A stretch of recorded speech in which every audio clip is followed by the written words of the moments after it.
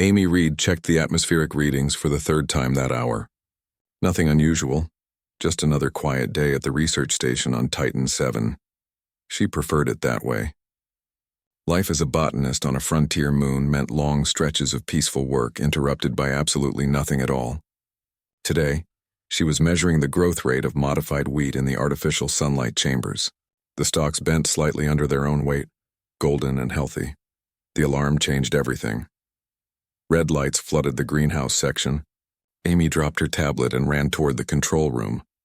Raj was already there, his fingers flying across multiple screens. Caroline stood behind him, one hand resting on her sidearm out of habit. "What is it?" Amy asked, slightly out of breath. "Distress signal," Raj said without looking up. "Small vessel damaged. Coming in fast. Too fast." Through the window, Amy saw a streak of light cutting across the dark sky. The ship was spinning, trailing debris and what looked like frozen vapor. It hit the surface of Titan 7 hard enough to shake the entire station. Dust and ice crystals mushroomed into the thin atmosphere. "Is anyone alive in that thing?" Caroline asked.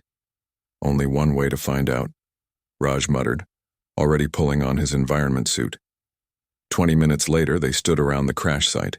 The ship was small, barely larger than a cargo pod.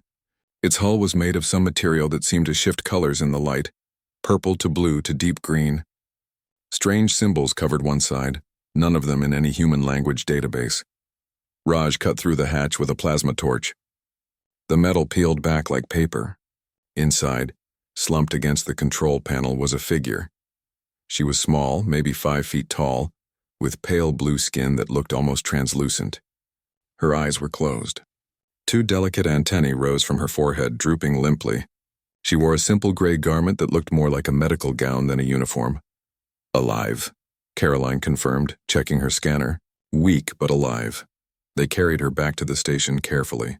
Amy cleared the medical bay and helped lay the alien girl on the examination table.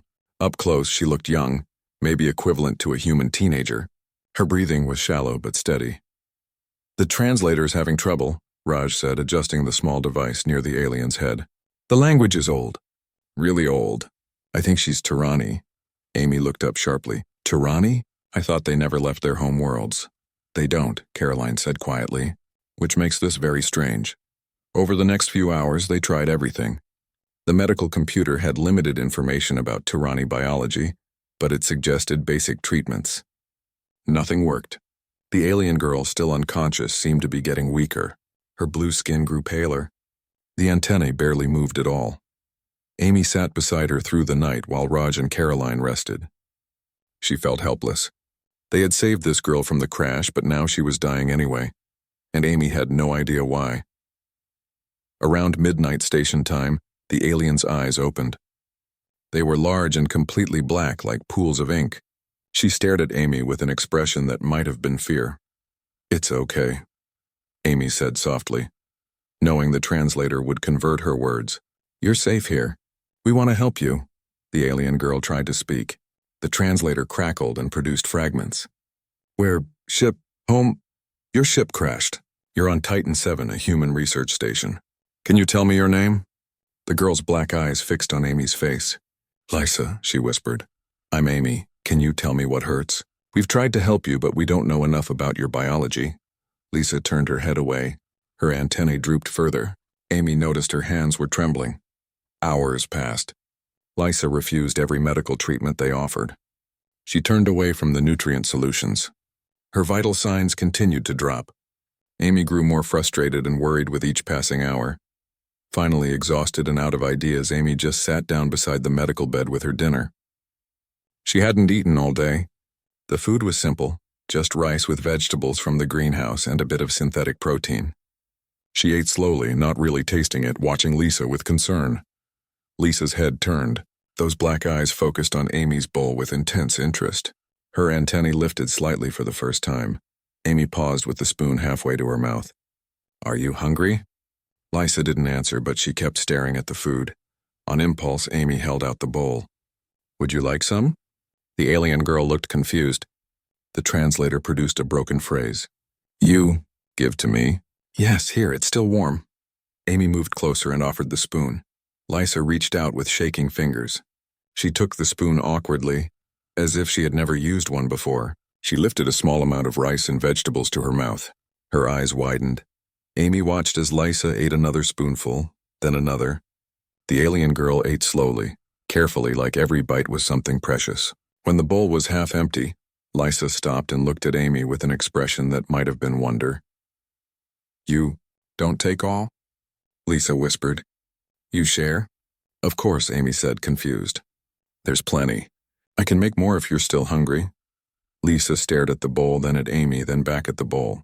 Her antennae were fully upright now, and her skin looked less pale. She ate the rest of the rice, and when Amy brought more, she ate that too. Over the next hour, Lisa's condition stabilized. Her vital signs improved. The medical computer registered normal readings for the first time. Caroline and Raj came in to check, amazed at the sudden change. As they were preparing to leave Lisa to rest, the alien girl spoke again. The translator worked better now, producing clearer words. "You don't harvest us," Lisa said quietly, her black eyes fixed on Amy. "You share." Amy frowned. "Harvest? What do you mean?" But Lisa had already closed her eyes, exhausted but alive. Amy stood there for a long moment, Lisa's strange words echoing in her mind. Something about the way she said it made Amy's skin prickle with unease. What did Lisa mean by harvest? And who was us? 3 weeks had changed everything at the research station. Lisa moved through the greenhouse with careful steps, her fingers brushing the leaves of tomato plants. Amy watched from the doorway, amazed at how much the alien girl had recovered. Her blue skin glowed with health now, and her antennae moved constantly, sensing things humans couldn't detect. "These grow from seeds?" Lisa asked, touching a ripe tomato with gentle curiosity. "Yes, and we eat them," Amy explained. "Want to try one?" Lisa picked the tomato and bit into it. Juice ran down her chin. She made a sound that might have been laughter. "It tastes like sunshine and dirt." "That's actually a perfect description," Amy said, smiling. Every day brought small moments like this. Lisa was fascinated by everything about human food culture. How they grew plants, how they cooked, how they sat together at mealtimes and talked. The concept seemed completely foreign to her. During dinner that evening, Lisa watched Raj serve portions of curry he had made. He placed bowls in front of Amy and Caroline, then Lisa, then took one for himself. "You made this for all of us?" Lisa asked. "Not just yourself?" "Well, yeah," Raj said, sitting down. "It's better when you cook for others. Makes the food taste different somehow." Lisa stared at her bowl for a long moment. "In my world, food is assigned. Each person receives exactly what they need, measured precisely. No more, no less. You eat alone in your quarters at the designated time." "That sounds incredibly lonely," Caroline said. "I never thought about it before," Lisa admitted. "It was just how things were, how things have always been." The conversation grew more comfortable over the following days. Lisa began to share bits about her life. The Terani civilization was ancient, she explained. They had been traveling through space when humans were still living in caves. They sat on the Galactic Council and were respected by all other species. "But no one really knows us," Lisa said one afternoon while helping Amy prepare bread. "We don't let others visit our worlds. We barely visit others. My people believe in distance, in boundaries." "Why did you leave then?" Amy asked carefully. She had wanted to ask this question for weeks. Lisa's hands stopped kneading the dough. Her antennae drooped slightly. "I was supposed to take a position. An important one in our society, but I couldn't, so I ran." "What kind of position?" "I can't explain it." "Not yet." Lisa looked down at the dough, her fingers pressing into it. "You wouldn't understand. You would think I was lying." Amy placed her hand over Lisa's. "Try me." But Lisa just shook her head and changed the subject. The message arrived on a Tuesday. Raj picked it up during a routine communication check. His face went pale as he read it. "We have a problem," he called out. Amy and Caroline rushed to the control room. Lisa followed more slowly, as if she already knew what was coming. The message was formal and brief. A Terani diplomatic vessel was en route to Titan 7. They were coming to retrieve Lisa and ensure her safe return home. Estimated arrival time was 72 hours. "Well, that's good news, isn't it?" Caroline said, looking at Lisa. "You can go home." Lisa's antennae were completely flat against her head. Her skin had gone pale again, like it had been when they first found her. No, she whispered. No, no, no. Amy moved to her side. Lisa, what's wrong? They found me. They know where I am. Lisa looked up with those black eyes and Amy saw real terror there. I can't go back. You don't understand what they'll make me do. Then don't go, Amy said firmly. You can request asylum. We'll help you. You can't protect me from them, Lisa said. No one can. The Tyranni always get what they want. That night, Lisa couldn't sleep. Amy found her in the greenhouse, sitting among the plants in the dark. She sat down beside her without speaking. I need to tell you something, Lisa said finally. About my people. About why I ran. But if I tell you, you will be in danger. All of you. Maybe all humans. We're already in danger if what you're saying is true, Amy said quietly. Tell me. Lisa took a long, shaking breath. Her antennae trembled. My people are not what the galaxy thinks we are. We are not peaceful. We are not wise. We are very, very old, and we are very, very good at hiding what we really are. What do you mean? Long ago, my people were dying, Lisa began. A plague swept through our worlds. Nothing could stop it. Millions died. We were desperate. And in that desperation, we discovered something terrible. Amy waited, her heart beating faster. We found that consuming the neural tissue of sentient beings could cure us, could make us stronger, healthier, live longer. Lisa's voice was barely a whisper, so we did it. We hunted other intelligent species. We consumed them.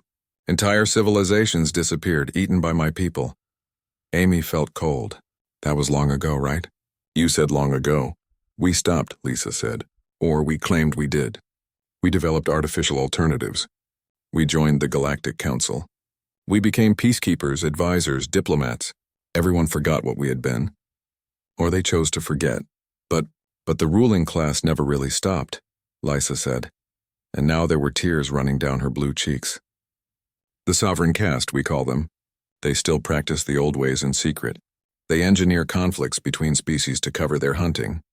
They recommend population controls that are really just harvest strategies. They identify targets that no one will miss. Amy's mouth was dry. Targets like who? Like isolated research stations, Lisa whispered. Like small exploration teams in remote locations. Like humans who disappear in space and are never found. The greenhouse felt suddenly colder. Amy thought about all the expeditions that had been declared lost over the years. Ships that simply vanished. Colonies that went silent. I was being prepared to join the sovereign caste, Lisa continued. My family is important. I was supposed to go through the Ascension Feast. That's when you consume your first sentient being, your first harvest. They had already chosen the target for me. Who? Amy asked, though part of her already knew. A human explorer, captured from one of your expeditions in our territory. They told me it would make me strong. That it was our right as the superior species. Lisa looked at Amy with desperate eyes. I couldn't do it. I looked at him and he looked back at me and I saw a person. Not food, not a resource. A person, so I ran. I stole a ship and I ran and I didn't stop until the ship broke down and I crashed here. Amy sat in silence, trying to process everything. It was too big, too horrible, but it also explained so much. The way Lisa had reacted to shared food, the way she seemed amazed that humans would sit and eat together, would offer food freely. The diplomatic ship isn't coming to take you home, Amy said slowly. No, Lisa agreed. They're coming to retrieve me, and to make sure I didn't tell anyone our secret. And if I did? She trailed off. If you did? Then everyone who knows must disappear, quietly, with no evidence. Lisa turned to face Amy fully. I'm sorry. I should have died in that crash. I should have let myself fade away. Instead, I ate your food. I accepted your kindness, and now I've killed you all. Amy stood up. Her hands were shaking, but her voice was steady. No, you're not going to kill us. And they're not either. We're going to figure this out. How? You can't fight them. You can't expose them without proof, and they've hidden the evidence for thousands of years. Do you have proof? Amy asked. Lisa hesitated, then nodded slowly. I took files when I ran. Medical records, genetic samples, locations, I hid them in the ship's data core. Then we start there, Amy said. Come on, we have 72 hours. Let's not waste them. As they walked back to the station, Amy looked up at the stars. Somewhere up there, a Tyranni ship was coming. And for the first time, she understood that humanity was not alone in the universe. They never had been. They had just been lucky enough not to be noticed until now. Raj worked through the night on the crashed ship's data core. His eyes were red from staring at the screen, but his hands never stopped moving across the keyboard. Amy brought him something to eat every few hours, which he barely touched. Caroline paced the perimeter of the station, checking sensors, watching the sky. Lisa sat in the corner of the control room, wrapped in a blanket Amy had given her. She looked small and fragile. Every few minutes she would glance at the countdown timer on the main screen. 51 hours until the Tirani ship arrived. Got something, Raj said suddenly. Amy rushed over. The screen showed a series of files, all marked with Tirani symbols that the translator struggled to interpret. Raj opened the first one. It was a medical record full of biological data and images that made Amy's stomach turn. These are genetic profiles, Raj explained, his voice tight. Human genetic profiles? Dozens of them. Maybe hundreds. From where? Caroline asked, moving closer. Expedition Alpha 7 disappeared 3 years ago. Colony Station Fairview declared lost to system failure 2 years ago. Research Vessel Horizon vanished 18 months ago. Raj scrolled through the list. Every single one was in or near Tirani-controlled space. Amy felt sick. They're all dead? Worse, Lisa said quietly from her corner. They were kept alive, harvested slowly. The Sovereign caste prefers fresh neural tissue. They can keep a victim alive for months, taking small amounts at a time. Caroline's hand went to her sidearm instinctively. That's not going to happen here. You don't understand what you're facing, Lisa said, standing up. Her antennae were flat against her head again. The Sovereign caste has been doing this for thousands of years. They're careful. They're patient. And they're very, very good at making problems disappear. Then we make this too public to disappear, Amy said. We broadcast this information. We send it to Earth, to the Galactic Council, to everyone. Raj shook his head. They're jamming us. Have been since they sent their message. Nothing gets in or out except what they allow. Amy looked at the data on the screen, then at Lisa. You knew all of this. You saw these files before you ran. I was supposed to add to them, Lisa whispered. After my ascension feast, I would have been given access to the harvest sites. I would have chosen my own victims. That's how it works. Once you've consumed your first sentient being, you become part of the system. You can't go back. Your family knows about this, Caroline asked. Lisa nodded. My father is High Sovereign Dran. He oversees the harvest operations in this entire sector. He was so proud when I was selected for training. Her voice broke. He thought I would be proud too. The next day brought more problems. Raj discovered surveillance devices hidden around the station. Tiny things, almost invisible, broadcasting on frequencies the station's normal sensors wouldn't detect. They had been there for weeks, possibly longer. They've been watching us the whole time, Raj said, dismantling one of the devices carefully. They heard everything Lisa told us.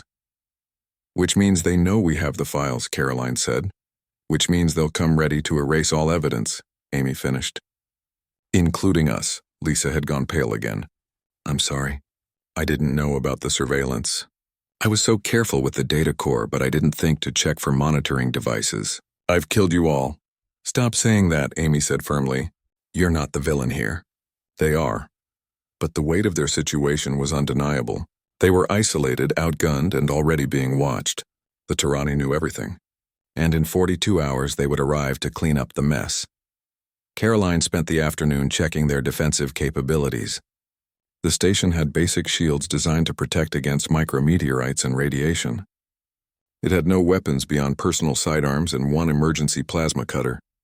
Against a Tirani diplomatic vessel, which Caroline suspected was actually a military ship, they had essentially nothing. We could try to run, Caroline suggested during an emergency meeting. Get to the escape pods, scatter in different directions. Maybe one of us makes it far enough to get a signal out. They would track us down, Lisa said. The Tirani are excellent hunters. It's what we were bred for back in the old days. Then we need another option, Amy said. She had been thinking about this all day, about Lisa's story, about how the Tirani had hidden their true nature for so long, about why they bothered with the pretense of being diplomats and peacekeepers at all. They need to maintain appearances, Amy said slowly. That's why they're sending a diplomatic ship instead of just destroying us from orbit. They can't risk being exposed. So? Raj asked. So we use that. We make it impossible for them to kill us quietly. We force them to deal with us openly where others can see. How? Caroline asked. They're jamming our communications. Amy looked at Lisa. Do the Tyranni have any customs or laws that might help us? Anything that would force them to negotiate instead of just eliminating witnesses? Lisa thought for a long moment. Her antennae twitched as she searched through memories.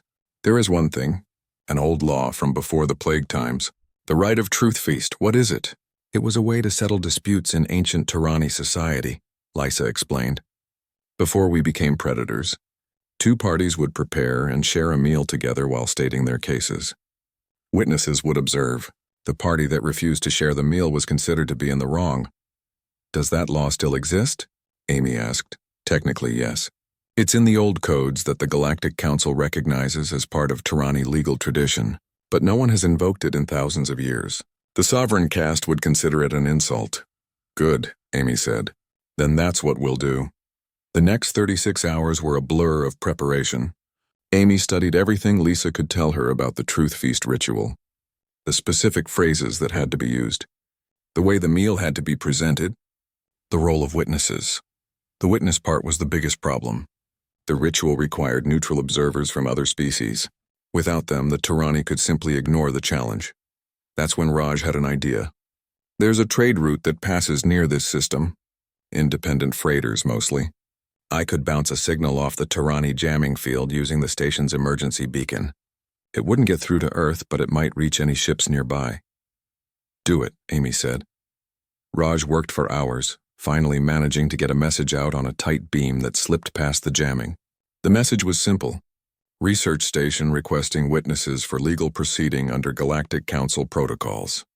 All species welcome. They had no idea if anyone would receive it, or if they did, whether they would care enough to respond. 30 hours before the Tyranni ship arrived, they got an answer. A small freighter belonging to the Kelhari, an insectoid species known for their rigid adherence to honor codes and law. The captain, Nestmother Kira, agreed to witness the Truth Feast. The Kelhari hate the Tyranni, Lisa said when she heard the news. Her antennae lifted slightly with something that might have been hope. There have always been rumors that the Tyranni harvested Kelhari colonies in the past. Nothing proven, but the Kelhari remember. They will be fair witnesses, but they will not be sympathetic to my people. That works for us, Caroline said. There's something else, Lisa added quietly. If we do this, if we invoke the Truth Feast and broadcast it with witnesses, the Sovereign Caste can't ignore it. But that also means they can't let us win. They'll do anything to silence us, even if it means breaking their own laws. How bad could it get? Raj asked. Lisa met his eyes. My father once told me about a colony that tried to resist a harvest. The Sovereign Caste made an example of them. Every single person was consumed, and then the planet was marked as contaminated. No one has been allowed to visit it in 300 years. The control room fell silent. Outside the window, stars glittered peacefully. But Amy knew that peace was an illusion. It always had been. We're doing this anyway, Amy said finally. Because if we don't, they win. And they keep winning. And more humans disappear. More colonies go silent. More expeditions are declared lost. She looked around at her team. At Raj, who had barely slept in days. At Caroline, who stood ready to fight despite knowing how hopeless it was. At Lisa, who had given up everything to tell them the truth. Let them come, Amy said. We'll be ready. The Tyranni ship arrived exactly on schedule. It was beautiful in a cold, threatening way. The hull seemed to absorb light rather than reflect it, and its shape suggested something organic and predatory. 6 smaller escort vessels flanked it in perfect formation. Amy stood in the control room watching the ship settle into orbit above Titan 7. Her hands were steady, but her heart raced. Beside her, Lisa had gone very still, her antennae pressed flat against her skull. They brought an entire fleet, Caroline muttered. So much for diplomatic courtesy. The Sovereign Caste doesn't do anything by half measures, Lisa whispered. A communication request came through. Raj looked at Amy, who nodded. The main screen flickered to life, showing a Tyranni male. He was taller than Lisa, with darker blue skin and antennae that rose proudly from his forehead. His black eyes held no warmth at all. I am Ambassador Thel, he said. The translator made his voice sound smooth and cultured. We have come to retrieve one of our citizens and resolve this unfortunate situation. Ambassador, Amy replied, keeping her voice level. "We've received your request. However, the individual you're referring to has requested asylum under Galactic Council protocols."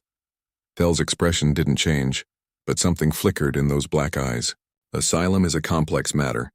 It would be much simpler if you released her to our care. We can discuss any concerns she may have aboard our vessel." "I don't think so," Amy said. "You must understand your position," Thel continued, his tone still pleasant. "This station is very isolated, very remote.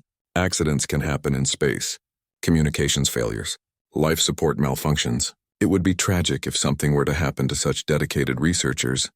Caroline's hand moved toward her sidearm. Raj's jaw clenched, but Amy had been expecting this. "Then it's fortunate we won't be alone," Amy said. "We have witnesses arriving shortly. The Kelhari freighter nest wing has agreed to observe our proceedings under Galactic Council law." For the first time, Thel's composure cracked slightly. His antennae twitched. "That is more unnecessary. Nevertheless, they're coming, and I'm formally invoking the right of Truth Feast. You know what that is, don't you, Ambassador?" The silence that followed was heavy. Thel stared at Amy with an expression that might have been fury or respect or both. Behind him, Amy could see other Turani moving around what looked like a command center. "You invoke an ancient right," Thel said finally, "one that has not been used in millennia. Do you even understand what you're asking?" "I do," Amy said. "We will prepare a shared meal. We will state our case regarding Lisa's asylum and other matters. You will attend with no more than 2 companions. The Kelhari will witness, and we will follow the old laws. The ones written before your people became what they are now." Thel's face had gone very still.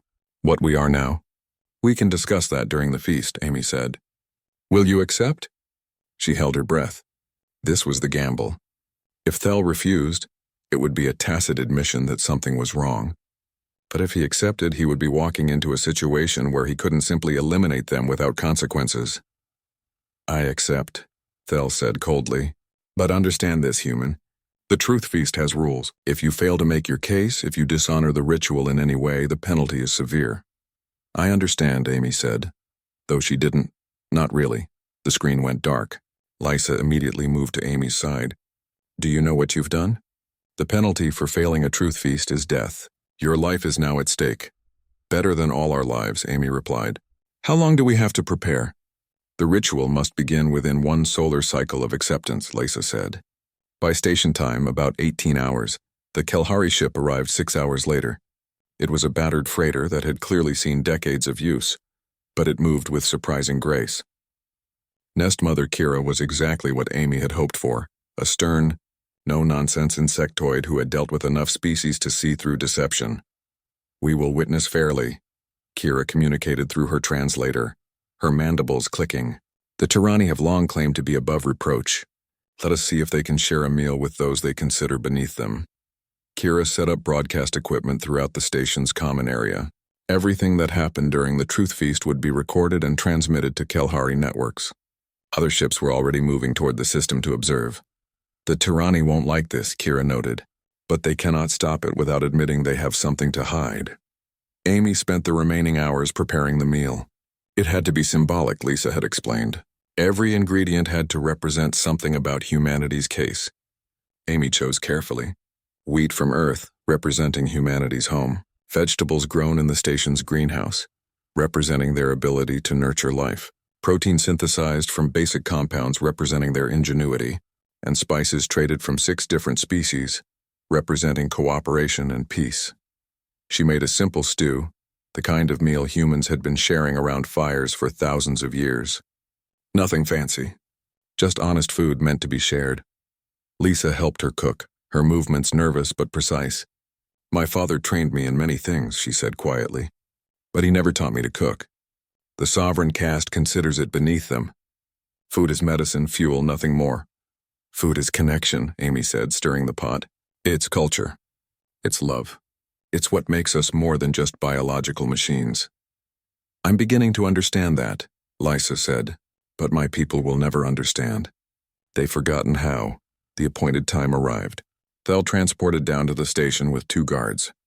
They were all tall, imposing, with the bearing of people who had never been challenged. They entered the common area where Amy had set up a simple table with 5 places. Nest Mother Kira stood to one side. her recording equipment humming. Other Kelhari were watching through remote feeds. Word had spread. Half a dozen species were now observing, waiting to see what would happen. "Please sit," Amy said, gesturing to the chairs. Thel and his guards remained standing. "We will hear your case first, human." "That's not how the Truth Feast works," Lysa said, speaking up for the first time since the Tyranni arrived. "Both parties must sit. Both must share the meal. That is the law." Thel's black eyes fixed on Lysa. "You dare lecture me on Tyranni law, girl?" "I dare invoke it," Lisa replied, her voice shaking but determined. "Just as I dare tell the truth about what the Sovereign Caste really does." "Careful," Thel warned. "You are speaking of things you do not understand." "I understand perfectly," Lisa said. "I was trained for the Ascension Feast. I saw the harvest chambers. I know where the disappeared colonies go. I know what happened to the human explorer you selected for my first feeding." The room went very quiet. Thel's composure was cracking. His antennae were rigid with anger or fear or both. "You will sit," Amy said firmly, "or you will prove before all these witnesses that you have something to hide." "Your choice, Ambassador." For a long moment Thel didn't move. Then slowly he sat down. His guards followed, though they looked deeply uncomfortable. Amy brought the pot of stew to the table. She ladled portions into each bowl. The smell filled the room, warm and inviting. She placed bowls before each person, including herself. "This is a human meal," Amy began, following the ritual phrases Lysa had taught her, "made to be shared among equals. Every ingredient represents our values: growth, cooperation, honesty, and peace." She looked directly at Thel. "Now I will state our case. Lysa has requested asylum because she refuses to participate in the murder and consumption of sentient beings. She has provided evidence that the Tyranni Sovereign Caste continues to harvest other species in secret, hiding this practice behind diplomatic protocols." Thel's face showed nothing, but his guards shifted uncomfortably. "We have documentation," Amy continued. "Medical records, genetic profiles, location data for harvest sites, all taken from official Sovereign Caste archives. We are prepared to release this information to the Galactic Council and all member species." "These are lies," Thel said calmly. "Fabrications created by a disturbed young female who fled her responsibilities." "Then eat with us," Amy said. "Share this meal. If you have nothing to hide, if your people truly follow the peaceful path you claim, then prove it by following your own ancient law. Sit with us as equals and share what we have made." She picked up her spoon and took a bite. Lisa did the same. Raj and Caroline, sitting at the edges of the table, ate as well. Thel stared at his bowl. His hands remained in his lap. His guards looked to him for guidance, but he gave none. "It's just food," Amy said quietly. "Unless you believe we're trying to poison you. The Kelhari have scanned everything. It's safe. So why won't you eat? The Sovereign Caste does not share meals with lesser species," Thel said coldly, dropping all pretense of diplomacy. "We do not eat as equals with our food." The words hung in the air. Nest Mother Kira's mandibles clicked rapidly, her species' sign of shock. The broadcasts were carrying Thel's words across the system to every witness. "So you admit it," Amy said. Thel realized his mistake too late. His face went rigid. "This feast is over. You have manipulated the ritual. You have dishonored—" "I have done nothing but offer food," Amy interrupted. "You're the one who won't eat. You're the one who admits to seeing other species as food. The entire galaxy is watching, Ambassador. What do you think they'll conclude?" Thel stood abruptly. His guards reached for weapons, but Nest Mother Kira stepped forward. "Any violence here will be witnessed and reported. You are subject to galactic law in this place, Tyranni." "We are subject to nothing," Thel said. But his hand rose, and one of his guards stopped reaching for his weapon. "You will regret this," Thel said to Amy. "All of you." Then something unexpected happened. The guard on Thel's right suddenly grabbed Raj, pulling him into a transport beam that appeared without warning. Raj shouted once before disappearing in a shimmer of light. "No!" Amy lunged forward, but Raj was already gone. Thel smiled coldly. "You wanted to play games with ancient laws. But you forget we are very old. We know how to bend rules. Your friend is aboard my ship. Release all evidence, send Lysa back with us, and he lives. Refuse, and we take what we want anyway. Your choice." The transport beam took Thel and his remaining guard before anyone could react. Only Amy, Caroline, Lisa, and nest mother Kira remained in the common area, staring at the empty space where Raj had been. Outside, the Tirani ships powered up their weapons. Amy's hands trembled as she stared at the empty space where Raj had vanished. Around her, the station's alarms began to wail. The Tirani ships were targeting them with weapons that could tear through the station's shields like paper. "We have to give them what they want," Caroline said, her voice tight. "We have to get Raj back." "If we surrender the evidence, they kill us all anyway," Amy replied. "Including Raj. They can't let any of us live now." "So what do we do?" Caroline demanded. "Let them kill him?" "No." Lisa stepped forward, her antennae rigid with determination. "I know what I have to do. I should have done it from the beginning." "Lisa, no," Amy said, understanding immediately. "It's the only way," Lisa said. "I invoke the right of the bloodline. Thel cannot refuse. He is my assigned mentor, and by law he must accept my challenge." "What's the right of the bloodline?" Caroline asked. "An even older law," Lisa explained quickly.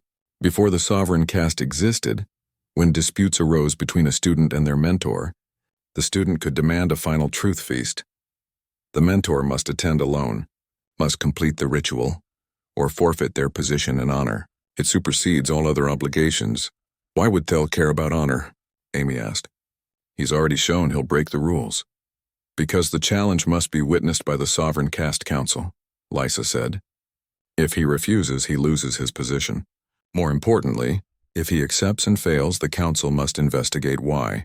They cannot ignore it without looking weak themselves." "But what does failing mean?" Caroline pressed. Lisa met Amy's eyes. "If Thel cannot share the meal, if he cannot face the truth openly, then I have the right to present my evidence directly to the Sovereign Caste Council. They would have to judge publicly." Nest Mother Kira had been listening carefully. "This changes the situation. The Kalhari recognize the right of the bloodline. We have treaties with the Tirani that acknowledge these old laws. If you invoke it correctly, Thel must respond." "And if he doesn't?" Amy asked. "Then the Tirani lose standing in the Galactic Council," Kira said. "Their entire diplomatic framework is built on the claim that they follow their ancient laws. If they openly defy them, other species will have grounds to challenge every treaty, every agreement." Amy looked at Lisa. The alien girl was scared, that was obvious, but she was also determined. "Are you sure about this?" "I've never been more sure of anything," Lisa said. "But I need you to trust me, and I need you to help me prepare one more meal." What followed was the most desperate hour of Amy's life. While Lisa sent the formal challenge to the Tirani fleet, Amy worked in the kitchen preparing another stew. This one had to be different. It had to mean something specific. In the old times, Lisa explained while helping Amy chop vegetables, the bloodline feast required the mentor to see themselves in the student. The meal had to reflect both their shared past and their diverging future. Amy used ingredients from Lisa's crashed ship, preserved foods from the Tirani homeworld that Lisa had been carrying. She combined them with human ingredients. The result was strange. Not quite Tirani and not quite human. It was something in between. "Like you," Amy said softly, stirring the pot. "Like I want to be," Lisa corrected. The Tirani fleet had gone quiet after receiving the challenge. For 2 hours, nothing happened. Then Thel's response came through. He accepted. "But with conditions, I will attend your pathetic ritual," his message said. "But your human friend remains with us as insurance. If you attempt any deception, he dies immediately. And when this farce is over, I will take you home and you will complete your ascension feast as planned. There is no escape from what you are." "He's bringing Raj as leverage," Caroline said grimly. "He's also afraid," Lisa replied. "Thel has never been challenged like this. The Sovereign Caste has operated in secret for so long, they've forgotten how to face opposition directly." The second truth feast began 3 hours later. This time the table was set for 3, Lisa, Thel, and Raj as witness. Amy, Caroline, and Nest Mother Kira stood back watching. The Kalhari broadcast continued now with even more observers. Word had spread across the galaxy. Dozens of species were watching. Thel arrived through transport, bringing Raj with him. Raj looked unharmed but terrified. A Tirani guard held a weapon to his back. "Sit," Lisa commanded using the formal ritual language. "You have accepted the bloodline challenge. You must follow the old laws." Thel's face showed contempt, but he sat. The guard forced Raj into a chair as well, keeping the weapon trained on him. Lisa brought out the stew Amy had prepared. She placed a bowl before Thel, before Raj, and took one for herself. The smell was strange, unfamiliar even to Amy. It smelled alien and human at the same time. This meal represents a choice, Lisa began, following the ritual words. The past or the future, what we were or what we could become. You were supposed to become sovereign caste, Thel said coldly. You were supposed to be great. Instead, you are weak. I was supposed to become like you, Lisa agreed. I was supposed to consume a sentient being and enjoy it. To see other species as resources, as food, as things beneath us. But I couldn't do it. And that's not weakness, mentor. That's strength. Strength? Thel laughed. You ran away. You hid among primitives. You betrayed your entire species. I saved myself, Lisa said quietly, from becoming what you are. A predator pretending to be civilized. A monster wearing the mask of a diplomat. The guard shifted, raising his weapon slightly, but Thel held up a hand, stopping him. You think you understand the sovereign caste, Thel said. But you don't. We are not monsters. We are survivors. When our people were dying, we did what was necessary. And that strength, that willingness to do anything to survive is what made us great. It's what lifted us above all other species. It made us feared, Lisa countered. Not great. And the moment we had to hide what we were doing, the moment we had to lie about it, we admitted that what we were doing was wrong. Right and wrong are concepts for lesser beings, Thel said. The strong survive. The weak are consumed. That is the only truth. Lisa gestured to the bowl before him. Then eat. Share this meal with me. Prove that you can still connect with another being, even your own student, or admit that you've become so twisted, so far from what the Tyranni once were, that you've forgotten how to be anything but a predator. Thel stared at the bowl. His antennae twitched with what might have been anger or something else. Around the galaxy, countless beings watched and waited. You want me to eat this? Thel asked. To pretend we are equals? You who failed your training? You who fled your duty? I want you to remember what the Tyranni were before the plague, Lisa said. We were explorers, scientists. We shared knowledge with other species. We didn't hunt them. That's what this meal represents. A chance to go back. There is no going back, Thel said. Only forward. Only survival. He stood up suddenly, shoving the bowl away. It clattered across the table, spilling the stew. I will not share food with you, Thel declared. I will not pretend you are my equal. You are a failed student, a traitor, and a fool. And when I take you back to the Sovereign Caste Council, they will ensure you complete your training, even if they have to force-feed you your first harvest. The guard moved toward Lisa, weapon raised. But Lisa didn't back away. She stood tall, her antennae rigid. Then you admit it, Lisa said loudly, clearly for all the witnesses. Before the Galactic Council and all observing species, you admit that the Sovereign Caste sees other beings as food. You admit that you continue the old practices. You admit that you cannot share a simple meal because you do not see other species as equals. Thel froze. He realized too late that he had been trapped again. His refusal to eat, his words, his actions, all of it was being broadcast, recorded, witnessed. This proves nothing, Thel said, but his voice lacked conviction. It proves everything, Nest Mother Kira said, stepping forward. The Kelhari have heard enough. We will be presenting a formal complaint to the Galactic Council. We demand a full investigation of the Sovereign Caste and their activities. The Council will ignore you, Thel said. We have sat on the Council for millennia. Our word carries weight that yours never will. Perhaps, Kira said. But we are not alone in our concerns now. The control room screen lit up, showing multiple ships entering the system.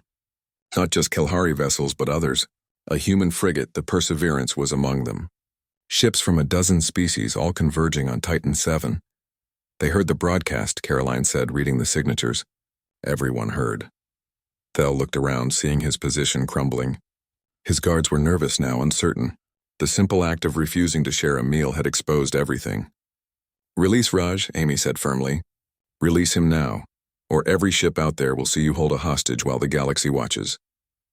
For a long moment, nothing happened. Then Thel nodded once.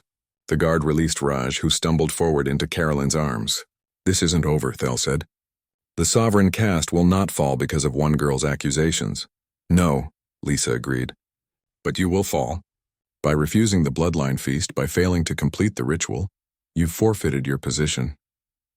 The council must investigate. They must judge, and when they do, they'll find the evidence I've already sent to the Galactic Council. Medical records, harvest site locations, genetic profiles of thousands of victims. Thel's face went pale. You didn't. I did, Lisa said. While you were posturing, while you were trying to intimidate us, I was uploading everything. It's already spreading across the galactic networks. By tomorrow, every species will know what the Sovereign Caste has been doing. You've killed us all, Thel whispered. When the truth comes out, when the other species learn what we are, they will hunt us. They will exterminate the Tyranni. No, Lisa said softly. They'll hunt the Sovereign Caste. The rest of the Tyranni people, the ones who didn't know, the ones who thought the old ways were really behind us, they'll have a chance to choose. To be something better. Thel stared at her for a long moment. Then, without another word, he signaled his guard. They transported away, leaving the station in silence. Outside, the Tyranni fleet was already beginning to disperse. They couldn't attack now, not with so many witnesses present. The truth was out, spreading like wildfire across the galaxy. Amy moved to Lisa's side. The alien girl was shaking, tears running down her blue face. I betrayed my entire species, Lisa whispered. You saved them, Amy said firmly. And you saved us. And you saved every other species that would have been harvested in secret. Lisa looked at the spilled stew on the table. He couldn't do it. He couldn't share something as simple as a meal.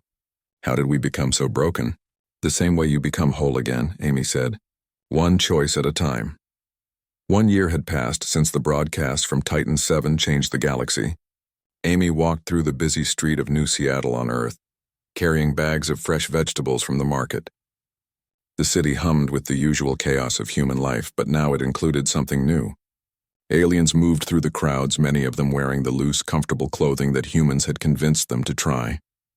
A Kelhari merchant waved 2 of her limbs at Amy as she passed. Fresh honey today, Dr. Reed. Made the human way with real bees. Amy smiled and waved back. The Kelhari had become enthusiastic adopters of human food culture. Apparently, their species had lost many of their own culinary traditions over centuries of purely functional eating. Humans were helping them remember what food could be. She reached the restaurant around noon. The sign above the door read "The Shared Table" in 12 different languages, including Tyranni script. Through the window, Amy could see Lisa moving between tables, taking orders, talking with customers. Her blue skin seemed brighter these days, her antennae always upright and curious. The bell chimed as Amy entered. The lunch crowd was already arriving. A group of humans sat at one table sharing a large pizza. At another, 3 Kelhari picked delicately at a salad while discussing trade routes. In the corner, 2 Tyranni sat nervously with a plate of something between them, clearly working up the courage to eat together in public. Amy, Lisa called out, her face lighting up. Perfect timing. We have a new group coming for the cultural exchange program, students from Tyranni homeworld. Amy set down her bags in the kitchen and looked through the service window. A dozen young Tyranni stood uncertainly near the entrance. They were all Lisa's age or younger, with the wide-eyed uncertainty of people seeing something completely foreign. They've never eaten a shared meal before, Lisa said quietly, coming to stand beside Amy. Most of them have never even met a human in person. Their teachers finally allowed them to visit Earth as part of the new education reforms. The reforms had come slowly but steadily. After the evidence Lisa released made its way through the Galactic Council, investigations had been launched. The Sovereign Caste had fought back hard, but too many species had too many suspicions. Harvest sites were discovered. Victims were found and freed. The genetic records proved impossible to deny. Some Sovereign Caste members escaped. Thel was among them, vanishing into the far reaches of space, but many others were arrested. Trials were still ongoing, broadcast across the galaxy for all to witness. The Tyranni people themselves had been shocked. Most civilians genuinely hadn't known about the continued harvesting. They had believed the old ways were ancient history. The revelation had torn their society apart. Some Tyranni denied everything. Others felt overwhelming shame, and a growing number, especially the young, wanted to find a new path forward. Come on, Amy said to Lisa. Let's show them what sharing really means. They greeted the students together. Lisa spoke to them in their own language, her words gentle and encouraging. Amy could see their nervousness. This was revolutionary for them, eating together, eating in front of others, eating food prepared by another species. We start simple, Lisa explained to the group. Just soup and bread. You sit together, you talk. You share what's in your bowl if you want to, or you don't if you prefer. There's no judgment here, no rules except kindness. The students sat hesitantly around two large tables. Amy and Lisa brought out bowls of vegetable soup, warm bread, and butter. Simple food, comfort food, the kind of meal that said you're safe here. One young Tirani girl stared at her bowl for a long time. Then she looked at the human sitting across from her, a college student named Pete who volunteered at the restaurant. Is it good? The Tirani girl asked in halting English. Try it and see, Pete said with a smile. She did. Her eyes widened. It's warm. And it tastes like growing things. That's vegetables, Pete explained. Carrots, celery, onions, all grown in soil under sunlight. We eat nutrient pastes at home, another Tirani student said, measured exactly for our needs. This is, he searched for the word, different, better different or worse different? Lisa asked gently. The student thought about it. Just different, but I think I like it. Over the next hour, Amy watched the transformation. At first, the students ate in silence, isolated in their own experiences. But gradually, encouraged by Lisa and the human volunteers, they began to talk, to compare what they were tasting, to ask questions about how food was grown and prepared. One brave student offered a piece of his bread to his neighbor. It was a tiny gesture, but Lisa saw it and her antennae lifted with joy. That was the point. That was what they were trying to teach. Sharing wasn't about the food itself. It was about connection. Raj arrived during the afternoon, back from a consultation with the Earth government. He had become an unexpected expert on Tirani technology, helping human scientists understand the data Lisa had provided. He'd also testified at several Galactic Council hearings. How'd it go? Amy asked, pouring him something to drink. They're taking it seriously now, Raj said. The Council has approved sanctions against any Tirani worlds that refuse to cooperate with investigations. More importantly, they're establishing protocols to prevent this from happening again with any species. Will it work? Lisa asked, joining them. Maybe, Raj said honestly. The galaxy is a big place. There are probably other species with dark secrets. But now there's a framework for addressing it, and witnesses who care enough to look. Caroline had left Titan 7 months ago, recruited by Earth security to train others in first contact protocols.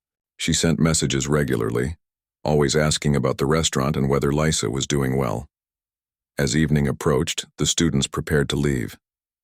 Many of them looked different than when they'd arrived, more relaxed, more open. The Tirani girl who had first tasted the soup approached Lisa at the door. Can I ask you something? The girl said quietly, Of course. Are you happy? Living here with humans? Away from our people? Lisa considered the question. I miss some things about home. The binary sunsets, the singing towers, the way the air smells after rain. But yes, I'm happy. Happier than I ever was before. Even though everyone back home calls you a traitor? Not everyone, Lisa said. Some do, but others call me brave. And some, like you, come here to see what I saw, to understand why I made the choice I did. The girl nodded slowly. I want to learn to cook. My parents said it's a waste of time, that food is just fuel. But after today, I don't think that's true. It's not, Lisa assured her. Come back tomorrow. I'll teach you to make bread. It's simple, but it's important. Bread is one of the oldest shared foods in the galaxy. After the students left, Amy and Lisa cleaned up together. It had been a long day, but a good one. Through the window, they could see the sun setting over New Seattle. The sky turned orange and pink, painting the buildings in warm light. Do you ever wonder what happened to Thel? Amy asked. Sometimes, Lisa admitted. I hope he's still alive somewhere. I hope he has time to think about what he did, what he became. Would you forgive him? I don't know, Lisa said honestly. He was my mentor. He taught me so many things. But he also tried to make me into a monster. That's hard to forgive. A family came in for a late dinner, 2 human parents and their 3 children. The youngest, a girl maybe 6 years old, saw Lisa and ran up to her with excitement. You're Lisa. The blue lady.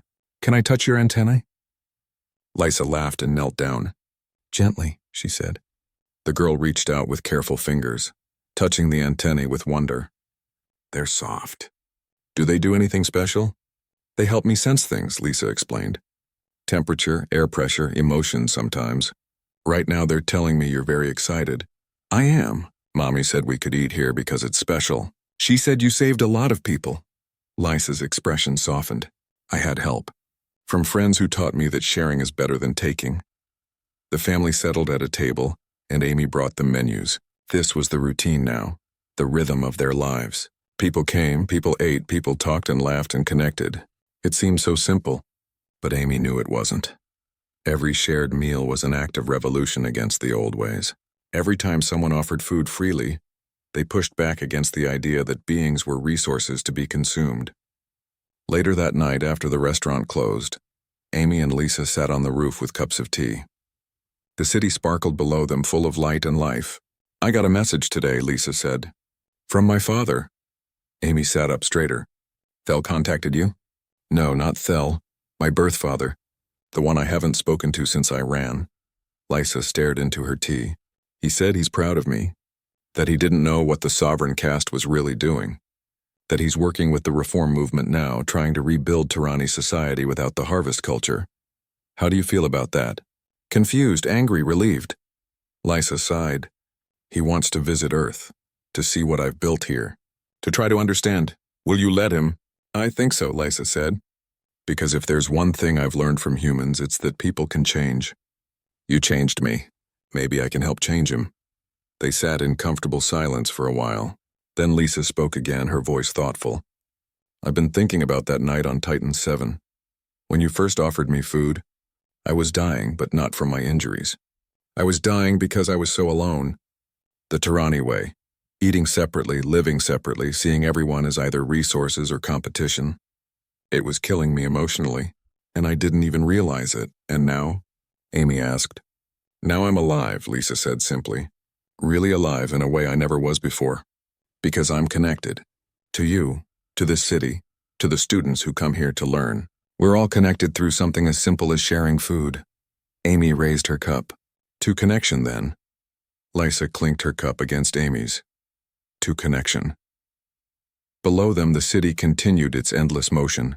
Somewhere in that sprawl, former enemies were becoming friends. Former predators were learning to be partners. The galaxy was changing, one shared meal at a time. A year ago, Amy had been a lonely botanist on a remote research station. Now she was at the center of something bigger than she could have imagined. And it had all started because she'd offered a bowl of rice to a frightened alien girl. What are you thinking about? Lisa asked. Amy smiled. Just that sometimes the smallest gestures have the biggest consequences. I shared my dinner and it changed the galaxy. You changed me first, Lisa said. The galaxy came after. Maybe that's how it always works, Amy mused. You change one person, one heart, one connection at a time. And eventually, all those small changes add up to something revolutionary. They sat together as the stars came out, two beings from different worlds, sharing tea and silence and friendship. Around them, the galaxy turned, full of species learning to see each other not as threats or resources, but as neighbors, as friends, as people worth sharing a meal with. The sovereign caste had taught that strength came from taking, from consuming, from standing alone at the top. But Lisa and Amy had proved something else. That real strength came from sharing, from opening yourself to others, from admitting you needed connection as much as you needed food. In the morning, more students would arrive. More meals would be shared. More connections would be made. The work would continue day after day, meal after meal, one shared bowl at a time. But tonight, sitting under Earth's stars, Amy and Lisa were content. They had found something rare in the galaxy. They had found home not in a place, but in each other, in the simple act of breaking bread together, in the revolutionary choice to share instead of take, and that, Amy thought, was worth everything.